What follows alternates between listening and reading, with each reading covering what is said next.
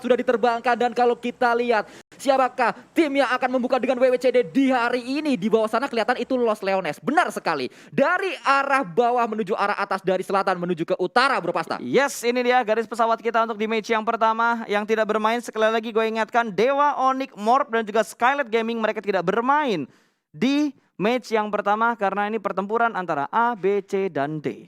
Ya, kalau kita lihat nampaknya dari tim Geek mengawali tim yang lainnya untuk turun dari pesawat, mereka akan langsung menuju ke Puerto Paraiso. Sementara itu dari Void juga sudah turun, mereka akan menuju ke drop zone-nya.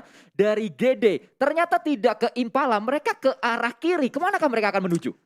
Mungkin mereka pengen ambil cumcernya karena nggak ada Morp Ya, di bisa, cumcer. bisa. Ini jadi kota kosong kayak kemarin nggak ada BTR. Onyx tiba-tiba ngambil di arah Pekado. Terus kalau kita perhatikan juga dari Void yang sudah mulai turun di arah LL, Alter Ego juga tidak mengubah drop zone mereka. Ini sharing bersama dengan tim Void di arah Los Leones. Dan 69 sudah turun juga dari parasutnya. BTR juga sudah mulai turun dari arah parasutnya. Ini harusnya nggak akan ada fight di awal-awal sih. Mengingat semua tim ini terjangkau dari drop zone mereka. Mungkin pertempuran kali ya yang ngambil di sekitar yang mau menuju ke arah El Pozo. Mungkin bakal clash sedikit karena parasutnya nggak bakal sampai ke arah El Pozo untuk rebutan vehicle. Ya, ternyata circle kali ini ke arah bawah dan kalau kita lihat tadi dari tim Boom cukup menarik. Satu orang Ponbit itu turun duluan agak di area tengah, namun dua orang yang lainnya Iker dan satu temannya tadi itu di arah utara banget. Yap. Tapi kalau lo perhatiin ya, ada beberapa gameplay juga yang sebenarnya terjadi juga di season 1, season 2. Cuma gue lebih mengamati di season 3 kali ini. Ada beberapa tim yang tiga orang atau 2 orang itu pasti dia turun duluan. Misal drop zone mereka di LL. Itu turun duluan, 2-3 orang tuh turun duluan. Satu orangnya lagi turun belakangan, nunggu 100-200 meter setelah temennya turun. Ya. Yang gue lihat ya, itu buat ngelihat kayak misalkan kadang-kadang kan kita begitu turun, kita ngelihat, oh kota kita kosong nih, gak ada yang turun sekitar kita. Tapi ternyata ada sesuatu yang gak kita lihat. Ada parasut yang turun bareng kita juga tapi gak kelihatan. Ya. Nah, itu orang yang turun terakhir, orang yang turun belakangan, 1 atau 2 orang itu gunanya buat ngelihat beberapa parasut yang emang nggak kelihatan sama 3 orang yang turun duluan. Informan ya, dan Betul. juga untuk melihat gak cuma di kota kita, kota daerah kita, sebelah kanan kita, kota di sebelah kiri kita, itu ada tim lain apa enggak? Betul sekali. Jadi untuk mencari-cari informasi juga, dan ini dia yang gue bilang dari Airwolf, mereka langsung mengumpulkan vehicle-nya untuk melakukan looting, transit dulu di arah gudang dewanya. Dari seorang Spav, ada Spav, Potato, Super Una dan juga Renalre. Berarti yang nggak bermain Hazelnuts. Ya, Hazelnut tidak bermain di Miramar kali ini dan sementara itu kita bergalih ke arah tim yang lainnya. EVOS yang kemarin di akhir-akhir hari kedua itu cukup menggila permainan mereka. Mereka mendapatkan poin yang cukup banyak dan mendongkrak posisi mereka di lembar yang pertama. Dan kalau kita lihat di Impala mereka cukup nyaman karena GDGits tidak turun di kota tersebut. Betul, tapi buat tim-tim yang turun di arah Puerto Paraiso, buat tim yang turun di arah Impala, apalagi di LL, mereka nggak harus buru-buru buat rotasi sih. Karena circle juga menuju ke bagian bawah, condong sedikit ke arah sebelah kanan. Harusnya buat tim-tim yang punya center circle saat ini, dari drop zone mereka nggak harus keluar cepat dari tempat mereka. Mungkin ngontrol high groundnya, kayak AE yang biasanya ngambil di atasnya LL tuh, perantara antara LL dan juga gudang dewa seberang untuk ngontrol area perempatan sekitar LL-nya juga. Itu biasa diambil sama Alter Ego atau di bukit kanan yang dari Impala bisa langsung naik ke bukit sekitarnya LL juga. Karena LL lagi jadi bagian tengah kan dari circle yang pertama, dan harusnya dengan circle kayak gini kita bakal intense fight-nya itu di circle 45. Ya, nanti kalau sampai circle akhirnya itu ada di LL, kita akan melihat kembali area-area LL, rumah-rumah yang di LL itu laku banget karena semuanya pasti akan ngumpul di sana dan pasti akan nahan komponnya masing-masing. Biasanya kalau fight di LL ini lama banget selesainya. Pasti, LL tuh kota banget kan, banyak banget komponnya, banyak banget bangunannya, gedung-gedung tingginya, bahkan nggak sedikit gedung yang bisa dinaikin sampai di rooftopnya. Itu ngebuat kayak kontrol area yang ada di LL tuh bagus banget untuk ditahan lama, apalagi LL ada di tengah-tengah circle gitu. Mungkin perbukitan sih yang bakal menjadi checkpoint atau transit point buat tim-tim lain. Menurut feeling gue sih seperti itu. Betul, kalau kita berpindah ke arah yang lainnya, ini adalah tim 69 yang mana mereka cukup tenang saja, cukup nyaman saja ada di arah Monte. Belum ada lawan kali ini, bahkan belum ada fight yang terjadi di semua area di Miramar. Masih cukup nyaman semuanya, masih cukup aman juga mencari lootingan-lootingan.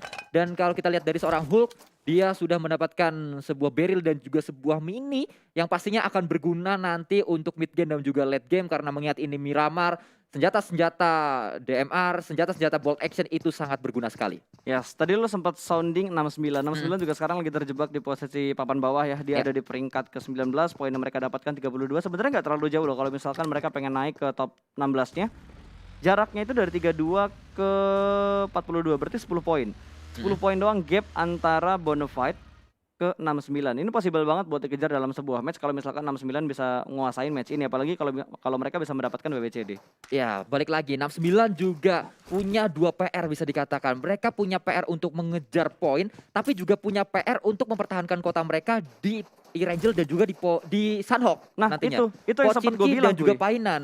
Itu yang sempat gue bilang, makanya buat tim-tim yang drop zone itu tabrakan, gue rasa udah waktunya mereka untuk menghilangkan gengsi sih. Mengalah bukan berarti mereka tuh cupu atau berarti mereka nggak kuat buat ngelawan tim lain yang drop zone-nya sama dengan mereka, tapi lebih ke kesempatan yang nantinya bisa mereka dapatkan buat lolos ke babak grand final, apalagi Super Weekend. Ya. Kan nggak bakal lolos ke grand final kalau nggak ke Super Weekend. Betul, mengalah bukan berarti kalah, namun mengalah untuk objektif yang lebih besar lagi yang akan didapatkan, yaitu Super Weekend yang menjadi tujuan utama untuk semua orang. Dan kita melihat kali ini dari tim RRQ, tadi kita melihat ada seorang Nerpeko birthday boy yang mana dia sedang berulang tahun di hari ini. Wow. Selamat ulang tahun Nerpeko. Tatap mata Peko. Wah. Itu dari season 1 ya. Iya, dari season Tatap mata 1. Peko itu nggak bakal hilang dari Zamannya benak masih di gua. stage ya. Betul, itu gue inget, wah lu ngomong stage gue jadi kangen banget turnamen di venue. Tapi yang gue harapkan yang terbaik lah, karena Betul. tetap dari semua tim pengen memberikan yang terbaik, terutama dari kesehatan playernya supaya player ini bisa bermain secara maksimal. Karena kalau Ya. kita sakit kan pasti gameplaynya jadi kurang maksimal, ada hal-hal yang dipikirin. Makanya kita doakan semoga semua kru, semua caster, semua tim manajemen yang bertanding di PMPL Season 3 semua diberikan kesehatan supaya kita bisa menyelenggarakan turnamen ini sehat walafiat hingga akhir. Betul, dan semua yang terlibat di penyelenggaraan PMPL ini juga sudah bisa dikatakan melewati protokol-protokol yang sangat ketat. Betul. Kita juga nge-cash sambil pakai masker terus-terusan Bro Pasta ya. Yes, betul Dan juga sekali. sebelum kita nge-cash kita juga sudah dites dulu bahwa Betul. kita negatif. Dan semuanya, tidak cuma hanya caster, kru juga semua yang bermain di sini yang ikut di PMPL Season 3 ini sudah melewati protokol kesehatan. Pastinya, karena kesehatan adalah nomor 1. Tapi di sisi lain kalau kita perhatikan dari Victim sudah berhasil memotong rotasi dari tim Aura. Rosesi tertangkap kali ini langsung dipulangkan menuju ke arah lobby. Aura bertahan kali ini dengan 3 pemain mereka. Iya, sayang sekali tadi bisa ter-take down satu pemainnya dan kill pertama didapatkan oleh tim Victim untuk hari ini. Sementara itu kalau kita melihat nampaknya lagi-lagi memang fight terjadi. Kalau kita ngomongin Miramar itu saat orang sedang melakukan rotasi, rotasinya itu terbuka, ketahuan posisinya, di spray biasanya meledak mobilnya atau keculik dia kena headshot. Betul, tapi kalau kita lihat juga dari Jaden juga langsung melakukan follow up. Oh, tapi ini posisi yang kurang bagus untuk Jaden. Di kanan mereka ada Alter Ego, depan mereka ada Victim. Victim punya high ground control yang lebih bagus Alter Ego maksud gue. Punya high ground control yang lebih bagus dibandingkan Victim. Ini yang gue bilang tadi, mereka langsung mengontrol bukit di atasnya LL. Ya, ini memang tempat yang bisa dikatakan punyanya Alter Ego di sisi lain. Dan kalau kita melihat nampaknya Matthew bermain untuk match kali ini. Ya, ini kayaknya sesuai dengan apa yang pernah diobrolin Matthew, kalau dia itu akan bermain di 2 map, Erangel dan juga Miramar, tapi tergantung shuffle-nya seperti apa. Karena untuk Matthew bermain di Sunhawk, dia lebih milih menyerahkan Sunhawk ini ke player-player Alter Ego yang lainnya. Betul sekali, dan kalau kita mengingat Sunhawk, mengingat Alter Ego kemarin mereka mendapatkan WBCD dengan sangat luar biasa sekali. Kembali kali ini akan coba melakukan tapping Badru ke arah pemain-pemain dari Victim, namun belum memberikan damage yang cukup besar. Namun kali ini Badru memilih untuk coba meledakkan sebuah vehicle dari tim Victim untuk melakukan cut rotasi mereka. Yes, ini udah agak sedikit rugi karena Victim kehilangan 1 vehicle mereka, tapi masih ada beberapa vehicle yang dipunyai oleh Victim, harusnya nggak ngebuat mereka repot dalam melakukan rotasi. Pergerakan circle yang semakin menuju ke arah kanan ini, bukit-bukitnya bakal dikontrol banget. EVOS tahu banget kalau ini bukit yang paling enak. Mereka bakal kontrol area ini baik-baik, bahkan mereka nggak akan ngebiarin tim-tim lain kayaknya buat menuju ke titik mereka saat ini. Kalau kita lihat di kanan atas itu Boom jauh banget melakukan splitnya. 2 orang dikirim duluan, di belakang masih ada seorang Ikyar yang tertinggal bisa dikatakan. Dan kalau kita lihat dari tim-tim yang akan coba masuk ke dalam circle itu, pintu masuk circle-nya cuma ada 2, dari kiri dan juga dari kanan, dari atas. Tapi atasnya tuh atas sebelah kanan dari areanya Boom. Yes, dan lu ngomongin rotasi ya, gue jadi keinget beberapa tim kemarin yang gue lihat itu kayak GD, Boom, ini rotasinya hampir mirip lah. Mungkin lebih ke adaptasi kali ya. Mereka ngelihat gameplay yang dilakukan oleh 4AM, mereka amati, tiru, modifikasi dan mereka gunakan di PMPL Indonesia. Iya. Rotasinya benar-benar rotasi lambat, nahan di blue zone dulu, baru mereka mengambil di bagian utara seperti yang dilakukan oleh 4AM.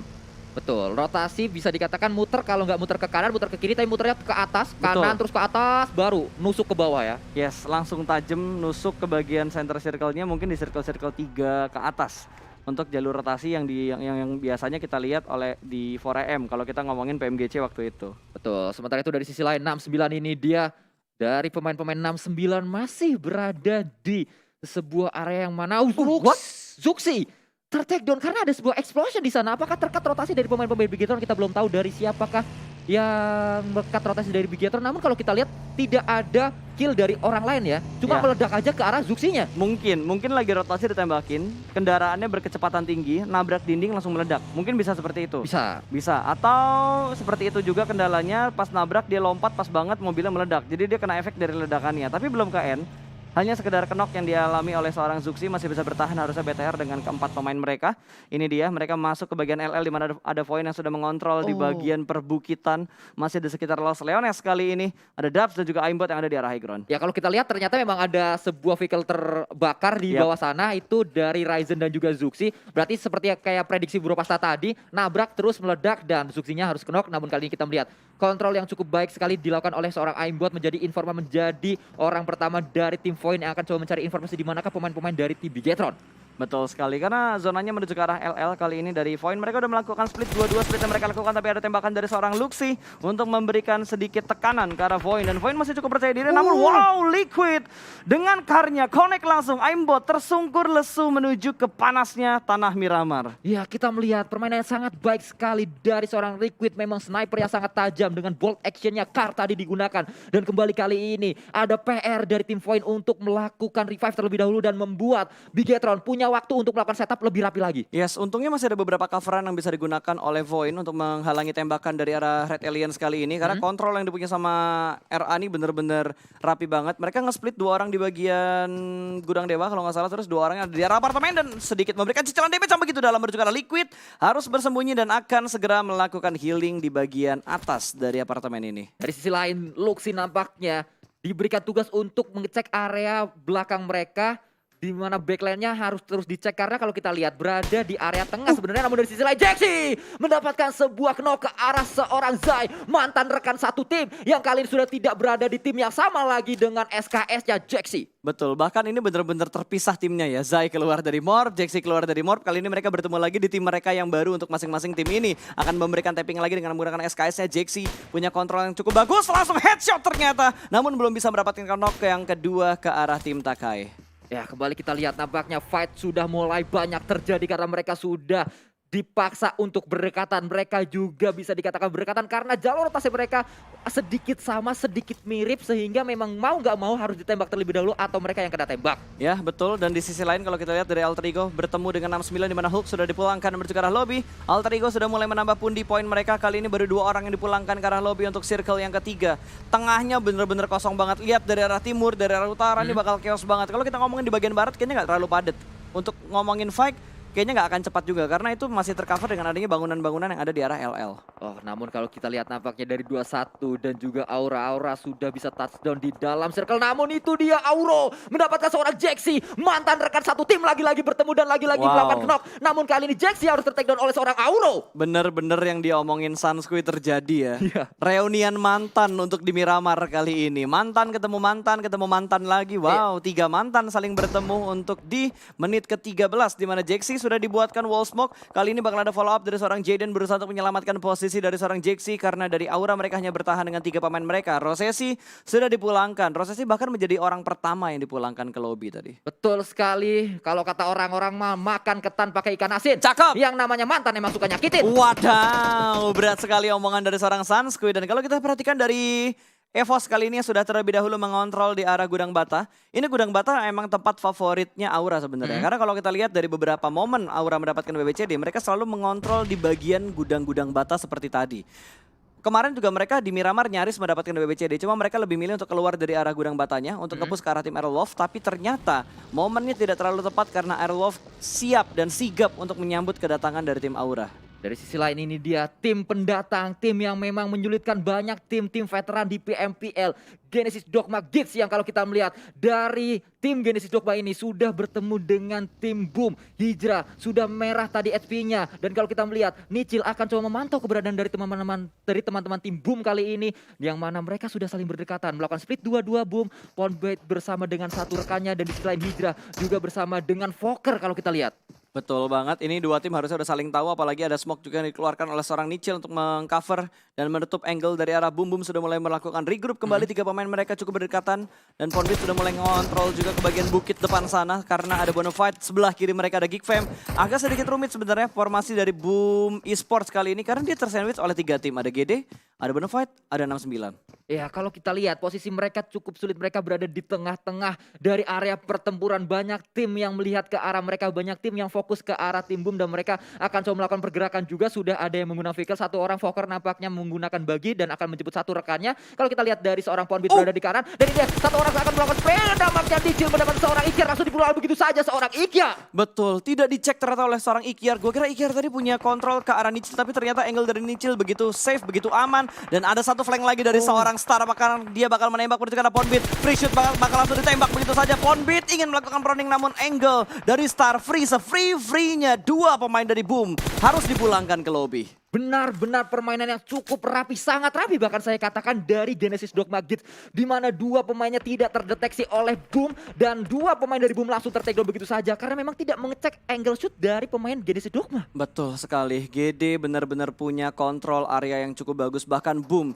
serigala kita nggak sanggup untuk melihat dan melakukan pengecekan ke semua sisi setup yang dilakukan oleh GD. Dan kalau kita berpindah ke tim lain, kali ini ada Aura yang lagi-lagi bakal melakukan fight di mana No Mercy sudah mulai melemparkan Nietzsche yang menuju ke bagian atas dan mendapatkan satu pemain dari Bonafide. Licin tersungkur begitu saja, lemparan nets berikutnya bakal langsung dilemparkan ke tempat yang sama. Dua nets bakal langsung dilemparkan, smoke up sudah mulai dikeluarkan dan No Mercy masih berdansa di bagian satu lempekan yang begitu bagus ini. Dan di sisi lain EVOS, Red Face sudah dipulangkan bertemu dengan tim 2-1 dan dari Bonafide pun masih dalam posisi mereka saat ini. Ada flank yang juga bakal dilakukan oleh seorang Jaxi perlahan-lahan dan pasti, namun sepertinya belum ada commit push yang akan dilakukan oleh tim Aura kali ini. Dari sisi lain Big Robo bisa mendapat satu orang knock dengan granatnya, namun kali ini Bot akan coba mengontrol area tersebut. Ada satu orang yang melakukan spray dengan Arvan, namun Jaden tertakedown. Akan coba di backup juga dari belakang. Licin akan coba dilakukan oleh seorang Jaxi, namun tidak bisa didapatkan. Jaxi akan coba melakukan revive terlebih dahulu, namun tidak. Dia akan coba melakukan healing dulu saat ini. Betul, trading satu tukar satu, tapi dari Bonafide mereka masih ada tiga pemain. Ini bakal menjadi jumlah yang tidak terlalu diuntungkan untuk Aura karena dua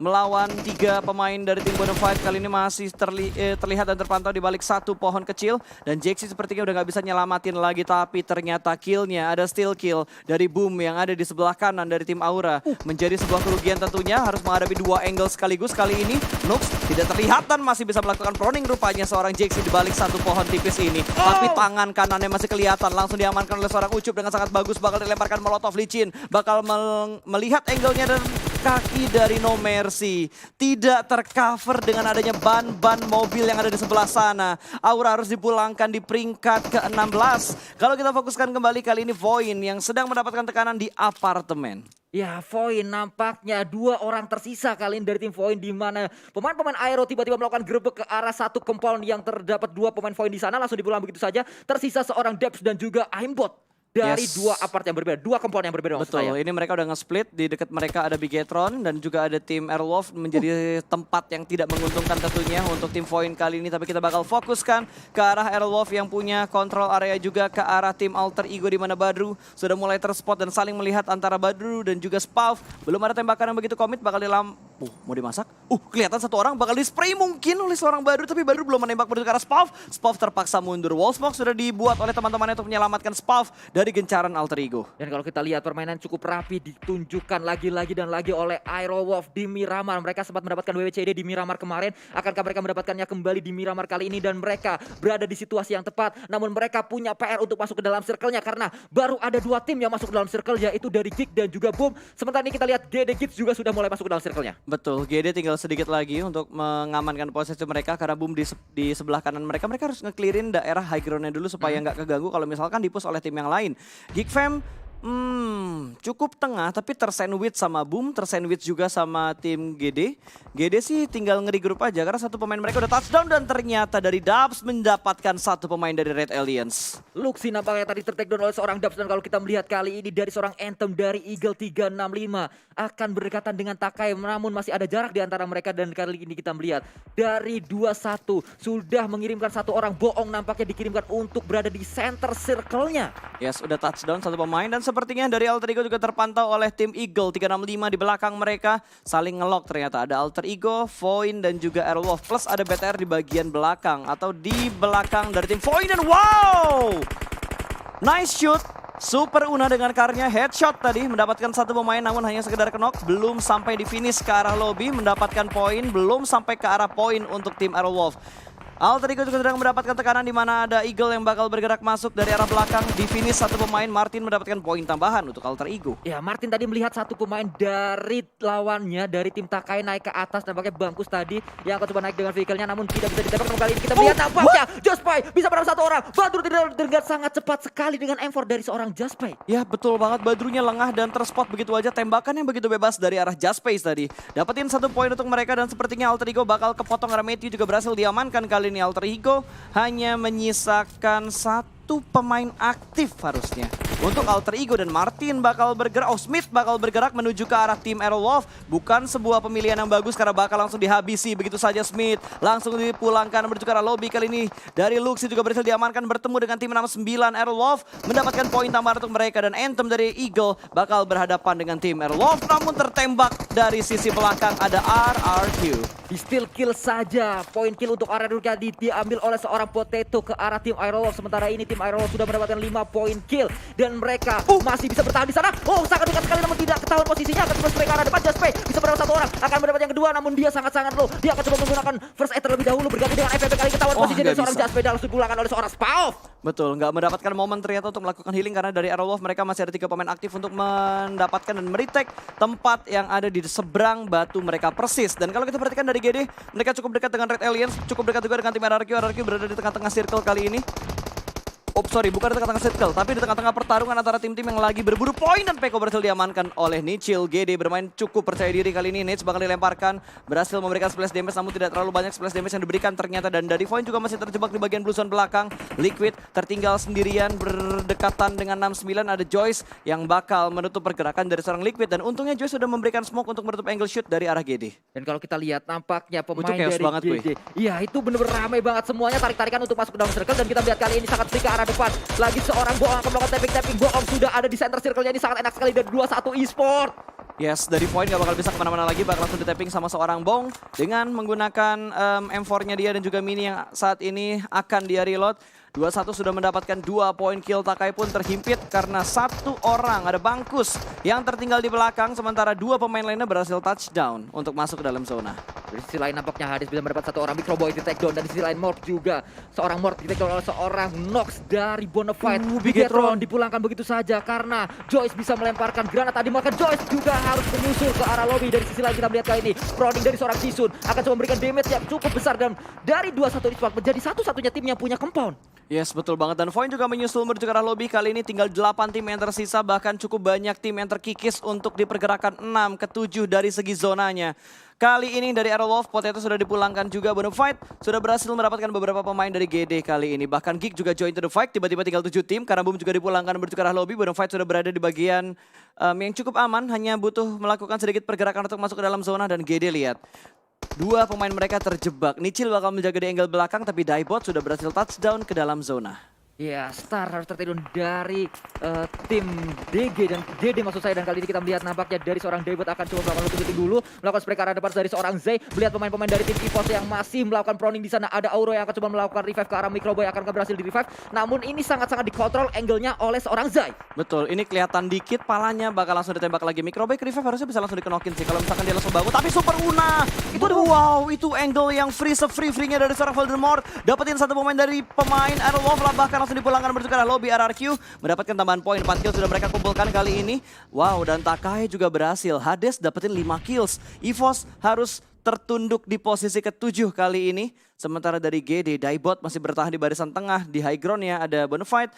Dan di kiri dia ada satu pemain dari Bonafide juga. Daibot bakal langsung melakukan setup smoke untuk menutup angle shoot dari arah high ground-nya. Voldemort berada persis di depan dari Daibot. Ya, Lee Chin harus takedown karena terkena oleh Chisun. Memang 2-1 esports sangat-sangat enak, posisi mereka berada di high ground juga, punya compound juga dari seorang Voldemort, dari Renalre bertahan di sana. Namun Daibot mendapatkan seorang Voldemort yang baru tadi saya katakan itu dia lagi mau ngepron di sana, ketahuan posisinya oleh seorang Daibot, dan Daibot sangat baik sekali. Mata elang dimiliki oleh seorang Daibot tampaknya. Ya betul banget, mungkin karena dia udah ngedenger beberapa bunyi tembakan kali ya. Dan Daibot berhasilkah dia, dan ternyata berhasil. Tapi satu pemain dari tim Takai bakal menghadapi Zai. Satu orang lagi bakal langsung dikeker scope 6 jarak dekat. Gue yakin dia terkejut karena langsung dekat jarak scope-nya tadi. 4 tim tersisa kali ini, dimana 2-1 masih berada. 2 pemain mereka di arah satu Shake. Dan sepertinya Bonafide tidak bisa bertahan, mereka harus puas di posisi yang keempat. Total kill-nya 9 mereka kumpulkan. Kali ini tinggal 3 tim, ada Takai, 2-1, dan terakhir ada tim Aerolwolf, di mana Renalre masih menahan tembakan, tidak ingin ikut perang karena Zai bakal dipush oleh 2-1. Bong tahu di mana posisi dari seorang Zai, bakal bergerak kanan dan kiri tapi menunggu follow up dari arah belakang, bermain dan tercover dengan satu gundukan yang ada di depan dia persis.